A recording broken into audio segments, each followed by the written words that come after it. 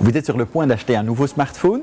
Il y a plusieurs éléments à prendre en compte lorsque vous effectuerez votre achat. L'usage, la capacité de stockage, la taille de l'écran, le type de processeur et j'en passe. Voici quelques conseils qui, j'espère, vous aideront à faire le bon choix. La taille de l'écran est un élément très important. Si vous souhaitez pouvoir glisser facilement votre smartphone dans la poche, optez plutôt pour un modèle plus compact. Notez qu'un écran inférieur à 5 pouces et demi se manipule aisément avec une seule main. En revanche, si vous optez pour un écran de 5 pouces et demi ou plus, vous aurez besoin de vos deux mains lors de son utilisation. Si vous êtes amateur de vidéo ou de jeux vidéo, un grand écran vous apportera tout le confort nécessaire. Un grand écran vous permet également d'écrire plus facilement.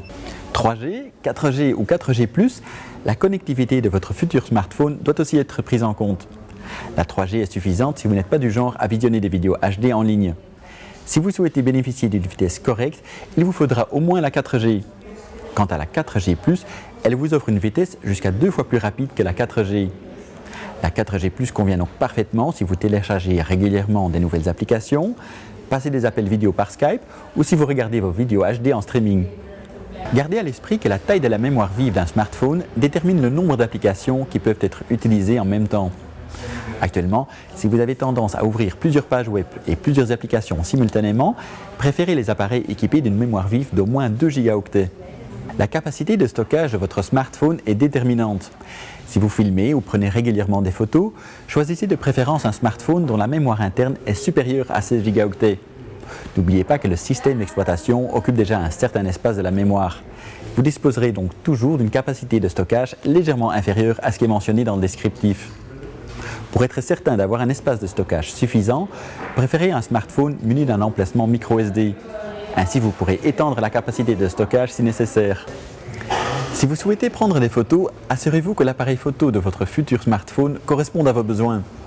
Le nombre de mégapixels, la présence ou non d'un flash, simple ou dual tone, la stabilisation optique pour des photos plus nettes ou le système d'autofocus amélioré pour une mise au point parfaite, voilà quelques éléments à prendre en compte avant votre achat. Par exemple, un appareil photo de 8 mégapixels muni d'un flash et d'un autofocus amélioré est suffisant pour des photos et vidéos de qualité dans quasi n'importe quelle situation. Faites attention à l'autonomie de votre smartphone. Les téléphones portables ont de plus en plus de fonctionnalités. C'est super, mais cela impacte inévitablement la consommation de votre smartphone. Assurez-vous donc que la capacité de la batterie corresponde à l'usage que vous souhaitez faire de votre smartphone. Pour vous donner une idée, une batterie de 2300 mAh convient pour un smartphone jusqu'à 5 pouces. Pour un écran de 5 pouces et demi voire plus, il vous faudra au moins une capacité de 3400 mAh pour bénéficier d'une autonomie importante.